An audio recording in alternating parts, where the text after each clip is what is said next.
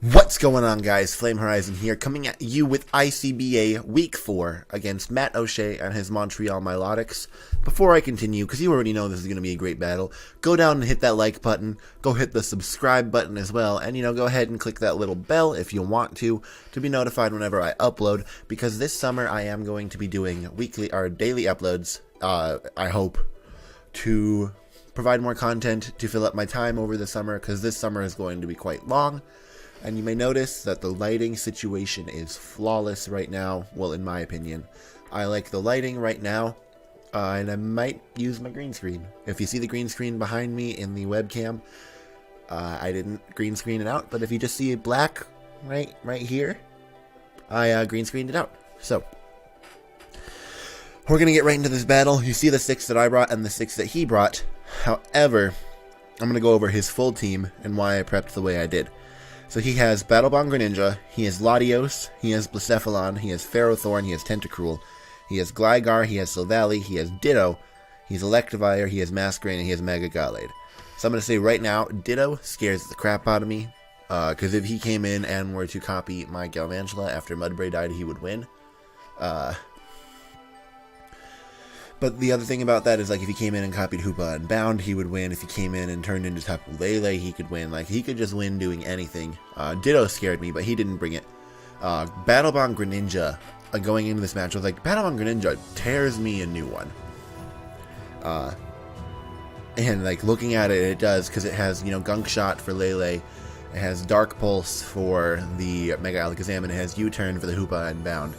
And it just overall is a really good Pokemon against my team. He has the Electivire, which kind of hard counters Galvantula if it's a different set that I brought. He has the Latios, which is quite threatening. Could be Calm Mind, could set up in my face, all that jazz. He has Ferrothorn, which can wall out my team if I'm not packing Fire Punch on my Hoopa Unbound, which I believe I was this week, specifically for the Ferrothorn. And I believe I had HP Fire on my Lele as well. He has Silvally, which I was expecting Ghost this week, but we'll see later what type he is. And he also brought the Mega Gallade, which also tears a hole through my team. So we're not going to waste any more time. We are going to get right into this battle. I hope you all enjoy. We're going to click the play button. As you can see, we are being challenged by Pokemon trainer Matt, and he leads off, as you saw, with his Electivire. And I predicted this. I predicted that he was going to expect my Galvantula. So I was immediately like, you know what, I'm going right into Godbray, and I'm not going to let him, try to fake me out at all. So he immediately switches out. Like, he does not want to deal with Godbray at all, and he goes right out into his Ferrothorn, as I believe I go for the Stealth Rock turn 1, because I did not expect him to stay in at all. Getting my rocks up was very beneficial against his team. Pops any sashes and whatnot for Hoopa Unbound to clean up later. I do switch out into Spoder, the Galvantula. I'm running a Choice Scarf set this week, because Focus Sash doesn't do well, and I needed Choice Scarf to be able to outspeed the Latios and the Greninja. He has nothing for Bug Spam. So this turn, I am just going to set up my Sticky Webs as well, and since I'm setting up my Sticky Webs and I'm Scarfed the next turn, I'm immediately switching out. So, this next turn, after this turn, he messaged me and just like, dude, you're playing like my sets. I had no idea what his set was. Like, if I had known what his set was, I would have told him, and I would have told him, hey, switch things up, if someone had told me what his sets were. But he was legit coming at me like I knew his sets. So, since I'm Scarf, I'm immediately going to switch out. I'm not staying in. And we'll see that his based tech is going to come out right now. His tech to counteract my Sticky Webs was going to come out right now. I switched in Godbray to take any hit, and he had Mimic. The dude was wanting to copy my Sticky Webs, so that's why he was like, you like knew my he thinks I somehow knew his set. I didn't even know Electivire got Mimic, to be truthful.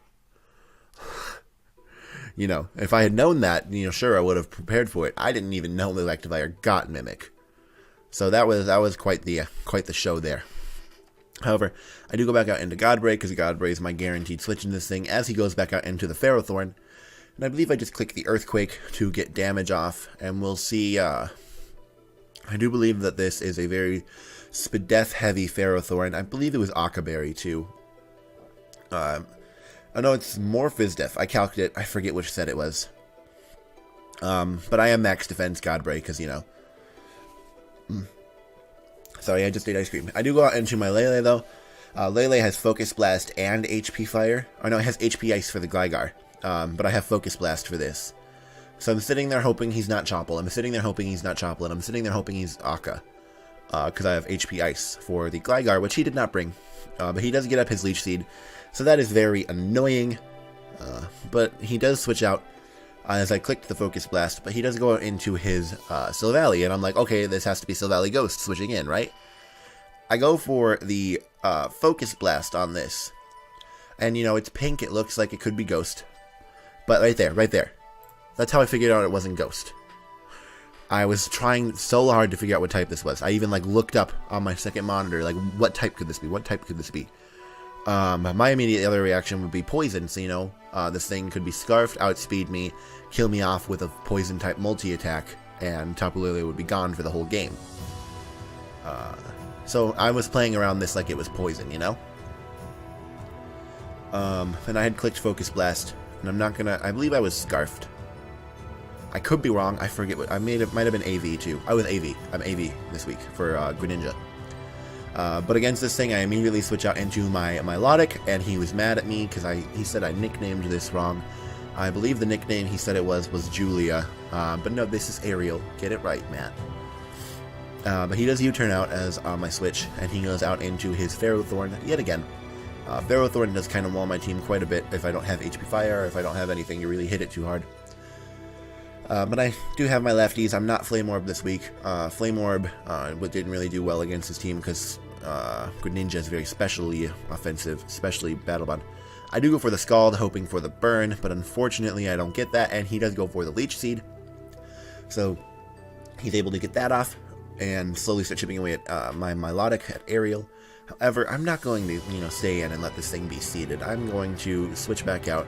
I don't want this thing to take residual damage over time, because it's, you know, one of my guaranteed ways to beat Greninja. And as I switch out into Spoder, because Spoder is one of my good switch-ins into this. And as I said, he has no resistance to Bug Buzz, so there's really nothing he can switch in to take a Bug Buzz too well. Ferrothorn is his best thing on this team that he brought to take the Bug Buzz. And we also know that Electivire can also take the Buzzbugs neutrally. So he does go out into his Electivire, predicting a Volt Switch. And I said, you know what, I'm not going for Volt Switch. I do not want this Electivire to get a Motor Drive and be scary. So I do go for the Bug Buzz on this thing. And we're going to see that it is enough to 2-hit KO from the range of that. And I do click Bug Buzz again, and the Electivire is going to go down. So right there I was thinking, you know, now Galvantula, Scarf Galvantula can freely Volt Switch against his entire team. But then he goes out into this. I knew I had to save Galvantula. Close Combat did a heck of a lot of damage, and I knew I had to save Galvantula for the late game. Galvantula is my win con this game, believe it or not. So I do go out into the Godbray, and don't mind the Dell update right there. I forgot that was there when I was recording the Citra battle. But he does Mega Evolve, and I believe he goes for the Close Combat, and Godbray is not enough for this. Maybe if I had a free switch into this and I was at full HP, but we'll see that he does enough to where Close Combat is going to 2-hit KO. And I'm not going to switch anything else into this because Gallade flat out beats my team. I am allergies right now. I'm sorry. He is going to go for another Close Combat and finish off my Mudbray. So that is Mudbray down. However, he is at -2 in both defenses. So basically anything I switch in will be able to take this thing out, and I know I can eat a hit from it with Tapu Lele. Close Combat isn't going to do anything. Even Zen Headbutt Psychic Terrain boosted isn't going to do anything. So he is definitely, most likely not going to stay in and sack off his Mega Gallade, because Mega Gallade is his win con. He goes out into Pedrolution, and I'm sitting here thinking this is Poison. So I believe I had clicked Moonblast on his switch. You know? So I click Moonblast. And this is where we figure out what type this is, right? Moonblast does neutral damage. The dude brought Psychic type Silvally against my team to try to abuse my own Psychic terrain, even though I have a Hoopa Unbound, which flat out beats this thing if I'm Scarfed. What? I still don't understand the decision. But I do get the special attack drop there, so that was lucky on my part. But we do know that now this is a Psychic type, as I had forgotten at the time. I didn't really click in my head at the time. So I went for Psyshock, and I'm like, okay, now I know that this is a Psychic type. So I'm like, why would he bring this against me? Like, I'm freaking out. And he just U-turns out. So Lele is going to, I believe, outspeed this thing and kill it this next turn. No, it doesn't. No, it doesn't.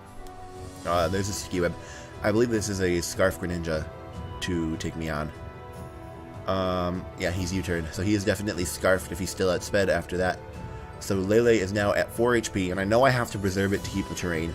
So whatever he sends in, I know I'm going to switch out in the next turn so I can preserve my terrain as long as possible, because terrain is very crucial in this match in case he does have Shadow Sneak on his Mega Gallade, which he could be packing for late game once Lele is down, which would also kind of wreck my Mega Alakazam.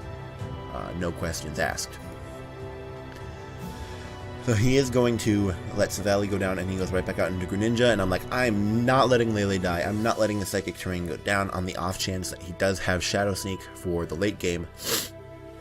So I am going to switch out into my Spoder. That's what it is. Spoder is, again, my win con. It just hits his team super well. He is going to go for the U-turn. And you're going to see that he U-turns out into his Latios. And I'm sitting here like, okay, Galvantula is low. I don't really need it. If he's Scarfed, he outspeed and kills. If he's not Scarfed, I outspeed and kill. Guaranteed. And we're going to see that on this very pivotal turn of the game, which probably ends it. I go for the Bug Buzz, and I am going to one-hit KO this Latios, which is phenomenal. Like I'm pretty sure that was his Zmon juice. I'm pretty sure he was about to nuke me super hard. But then he goes out into his Gallade, and I do believe I just go for the chip damage with my Bug Buzz. Never mind. No, I switch out. I hardcore switch out into Milotic. Oh no, Tapu Lele. Yeah, I switch into Tapu Lele to get my terrain back up. But that was dumb of me, trying to preserve Tapu Lele like that.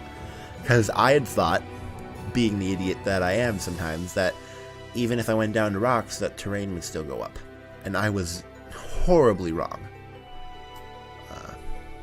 But we're going to see that I go out into Milotic now. And Milotic is at a very low HP. But I thought, you know, I'm max defense. I can take a close combat and recover off the damage. I'm terribly wrong, because Mega Gallade is super freaking scary. I do go for the recover here, but there's really nothing else I can do at this current state in the battle. Recover does bring me back up to 108, but even after leftovers, it's not going to be enough to live another close combat, as we will see the next turn. He's just going to launch off another one, and Milotic is going to go down to this Mega Gallade, because this thing is freaking scary. And it's very sad to see Milotic go down. He just took out his own mascot. How do you feel, Matt? And then I go out into Mega Alakazam, and because it's Mega Alakazam, he's going to switch out and go into his Ferrothorn. Now, at this point in the match, I'm thinking, please don't be Chople. Please be Akka. Don't be Chople. Please be Akka. Don't be Chople. You know? Because I have Focus Blast on this as well, specifically for the Ferrothorn, predicting that he would be Akka instead of Chople. However, if he was Chople, he would live and outspeed, or live and kill. And I do believe I actually went for the Shadow Ball on that switch, because he switched into it. And he's at 50%. So I'm like, okay, I go for the... And I miss. And I'm like, don't kill, don't kill. If this kills, I lost. If this kills, I lost. 9 HP. Remember that Iron Barbs too, by the way. So I go for the Focus Blast, and this one hits. So I thank the Lord, for he is good. And that Focus Blast takes out the Ferrothorn, I think the RNG, and he goes back out into his Mega Gallade. So remember, since I don't have terrain up, if this man saved Shadow Sneak for the late game, he basically won here. So we're going to see that the Sticky Web goes. So now I know that Hoopa and Mound could still come in and Revenge Kill if he wasn't, but he is not Shadow Sneak. So the Shadow Ball is going to come and take him down very low, and this is my favorite turn of this whole match. Shadow Ball takes him down severely low, and he goes for the X-Scissor. And the X-Scissor, you know, takes out Gandalf. You know, sad Gandalf didn't get, but Gandalf did get a kill. What a way for both Megas to go out right there. Iron Barbs, of all things, from a Mega Alakazam taking out a Mega Gallade. And now, at the end of this match, he has nothing for Scarf Galvantula's Bug Buzz. So Galvantula is going to be able to come in and outspeed the Greninja after the speed drop from the Sticky Web. and this Bug Buzz is going to be able to clean up the last Pokemon on his team. We defeat Matt Oshea 2-0. Like, I remember losing to him. His Mega Ampharos and IBL like tore through me, and this time another Electric type tore through him. And Galvantula is like my MVP of this match.